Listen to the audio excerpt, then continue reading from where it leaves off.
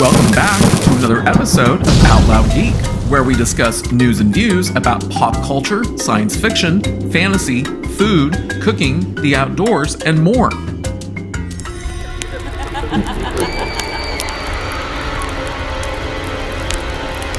Well, Amandla Stenberg finally broke her silence regarding the cancellation of her Star Wars show entitled The Acolyte. And just like all of the woke Shill access media websites, she blames you for the show's demise. Not the fact that the show had incredibly low viewership as reported by Nielsen, not the fact that Disney and Lucasfilm spent $180 million to produce that roughly 5 hours and 23 minutes of painful-to-watch content split between 8 episodes, and not the fact that audience scores for The Acolyte on Rotten Tomatoes, IMDb, and Metacritic all slammed the show. No. As far as Amandla Stenberg is concerned, you, the fans, are the reason why her show was cancelled. But before proceeding, I'd like to ask everyone to please like this video, please leave a comment, please subscribe to support this channel, and please press the bell to receive notifications. Thanks! So, Amandla Stenberg released a video on social media on August 28th, but it's not another diss track like the one that she released in June, as I had talked about in a video that I had released on August 22nd. But like the diss track, she once again attacks Star Wars fans in her just over 8-minute long video, in which she's also busily working on her hair. And naturally, both the trades and numerous Shill access media websites are totally defending Amandla Stenberg as they gaslight the general public about why The Acolyte was cancelled. Variety's August 28th article about Stenberg's video is entitled, "Amandla Stenberg says The Acolyte being cancelled was not a huge shock after rampage of vitriol from toxic Star Wars fans." And I have to point out here that anytime Star Wars fans don't like something that Kathleen Kennedy's Lucasfilm has produced, they're always labeled as being toxic, and that's been going on for at least the past 7 years, ever since the release of Ruin Johnson's deplorable movie, Star Wars 8: The Last Jedi. So that's nothing new, it's just business as usual. The Hollywood Reporter's snarkier August 29th article is entitled, "The Acolyte star Amandla Stenberg was not surprised about cancellation after Star Wars fanboy racist vitriol." Its subtitle reads, "The actor and cast experienced extreme and relentless racist attacks from the trolls of the internet who apparently couldn't handle a strong black woman leading a series in the franchise." And again, that's just more of the old blame the fans bullshit that the trades and Shill media access websites have been using for the past 7 years as an excuse for not holding Disney and Lucasfilm responsible for releasing poorly written shows and movies that people aren't interested in watching. Deadline's August 28th article is entitled, "Amandla Stenberg says Acolyte cancellation is not a huge shock after vitriol from Star Wars fans." Well, at least Deadline didn't resort to name-calling like Variety and The Hollywood Reporter did. IndieWire's August 29th article is entitled, "Amandla Stenberg says The Acolyte cancellation was not a shock due to alt-right hate toward the series."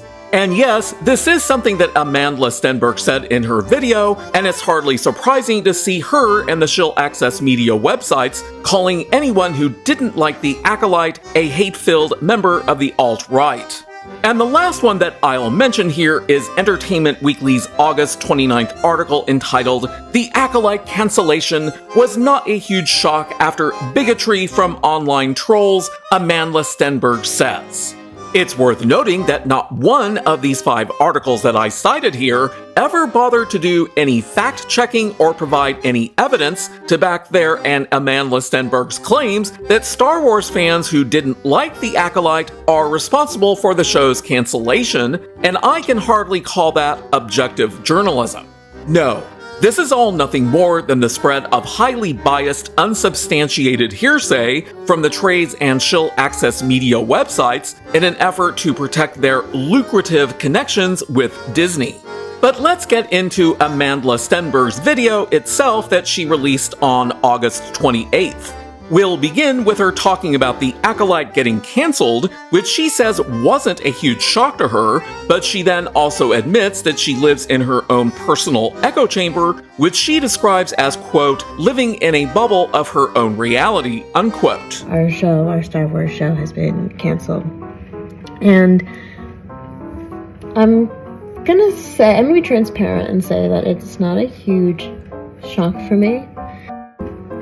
Of course, I live in the bubble of my own reality. And this was not actually the first time that she has admitted to this, because in an interview with show creator and showrunner Leslie Headland, who was sitting right next to her, she laughs, saying that in her world, all nerds are gay. Because nerds are gay. Well, some nerds are very not gay and are very threatened by gay Well, that's stuff. true. But in my world, nerds are gay. Okay. Obviously, there's a huge difference in tone between these two different video clips when she talks about living in her own personal echo chamber.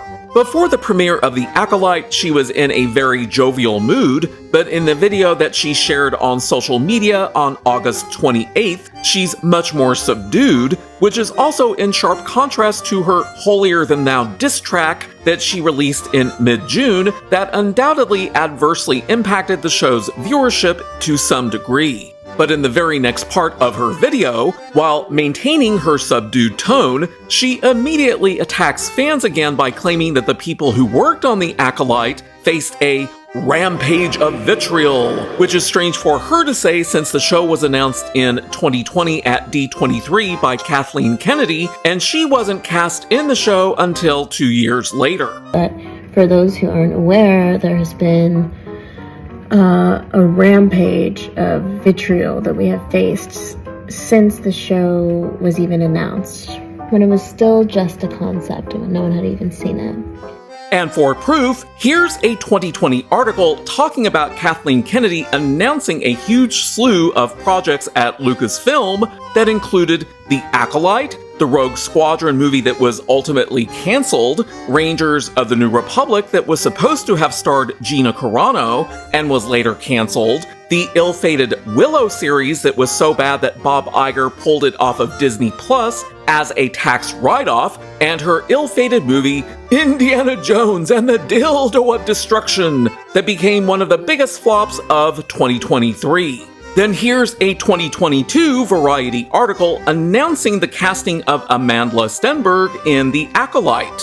Then in this next part of her video, she expands on her earlier description of the so-called rampage of vitriol from the previous part to include swipes at conservatives, along with claims of bigotry and hatred. And that's when we started experiencing a rampage of, I would say, hyper-conservative bigotry and vitriol, prejudiced hatred and hateful language towards us. Then, in the next part, she says that the so-called rampage of vitriol was something that she had anticipated, which suggests the possibility of a confirmation bias in how she interprets what people may be saying outside of her personal echo chamber, which she admitted to being in earlier in her video. And this really affected me when I first got the job, because it's just not something, even though I anticipated it happening, it's not something you can fully understand what it feels like until it's happening to you. Then she says that she found ways of dealing with the rampage of vitriol, to include being vocal about it herself, and we all know how her diss track turned out already. However, I feel like I've kind of moved through those feelings in various ways, including being vocal about it myself.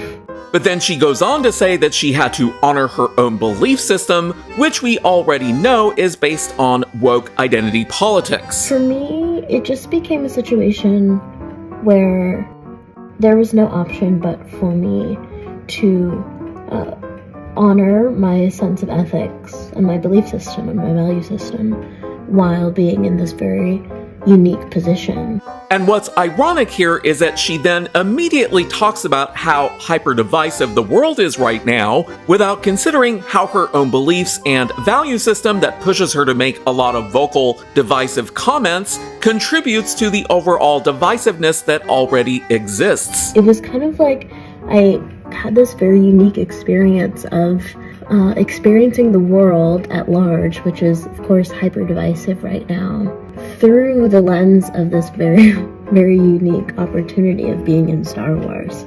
She then mentions her own value system again, emphasizing how she responds to hatred without considering whether she herself may be hateful as well, especially like when she discounted nerds who aren't gay like herself in that interview with Leslie Headland sitting next to her just before the Acolyte premiered. And it brought up a lot for me, socio-political dynamics, a lot about my own value system, how I respond to that kind of hatred, how I move through the world at large.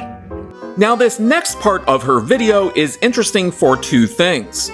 First, she justifies being vocal as a way of being herself, as well as to defend her beliefs, which sounds a lot like a defense mechanism and a refusal to acknowledge that not everyone sees the world as she does. Second, she talks about being vocal and being true to herself in the context that it was occurring while working for Disney, and that could suggest that someone at Disney might have had a little discussion with her about her public comments, to include her diss track that she released in June. And it just became inarguable for me at a certain point that in order to continue to be myself, I would have to honor my value system by being vocal even within the context of working for Disney and working within the large, massive IP that is Star Wars.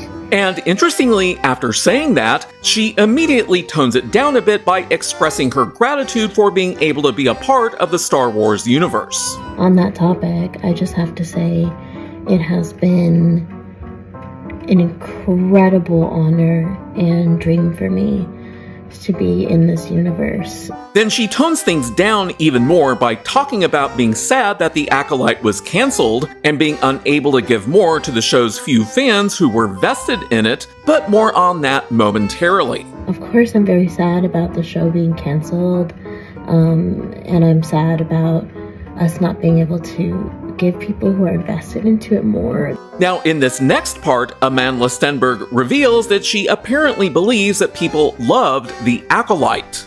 And maybe from within the context of her own personal echo chamber that she described earlier in her video as, quote, living in a bubble of her own reality, unquote, it could be true, but it's certainly not true from the context of the rest of the world who hated the show. And all that anyone has to do is to look at the audience scores for the show on Rotten Tomatoes, IMDb, and Metacritic to see that.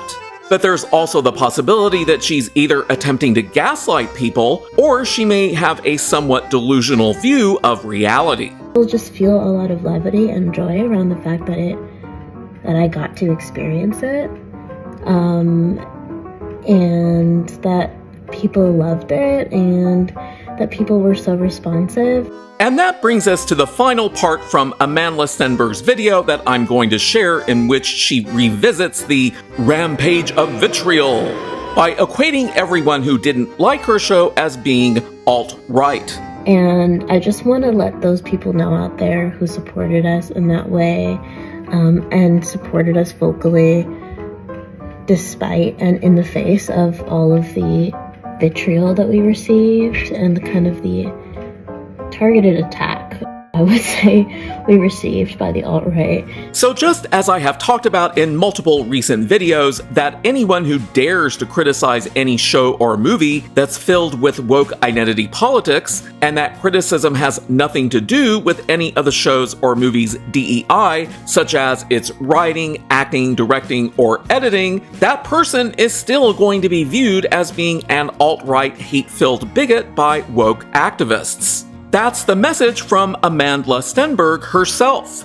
So just like the Shill Access Media and many other woke identity politics activists, she publicly blames members of the show's audience and the broader Star Wars fan base itself for the show's cancellation, even though none of them were in any way responsible for the show's content or its production. Nor do any of them own the rights to Star Wars to have the authority to cancel a project like The Acolyte. Only Disney and Lucasfilm have the authority to do that, but you don't hear Amandla Stenberg saying anything negative towards them, do you? No, she blames everyone else who was never involved in or in any way connected to or responsible for the show's production. And then she calls everyone a variety of names to attack their credibility. So at no point in her video does Stenberg ever mention the show's very high production budget of $180 million, its very low viewership numbers as reported by Nielsen, or the very low audience scores on Rotten Tomatoes, IMDb, and Metacritic, because it's never about the facts. It's about demonizing the audience, Star Wars fans, and probably normies too, who don't adhere to or proclaim her same ideological views. Thanks for watching today, and a huge thanks to everyone who has subscribed to our channel. We appreciate your support. If you enjoyed this video, please press the like button, and please feel free to share a comment. If you'd like to help support this channel, please press the red subscribe button, and please press the bell to receive notifications for new content. You can also find us on Facebook, Instagram, Threads, and Twitter by clicking on the links in the description. Until next time, this is Out Loud Geek.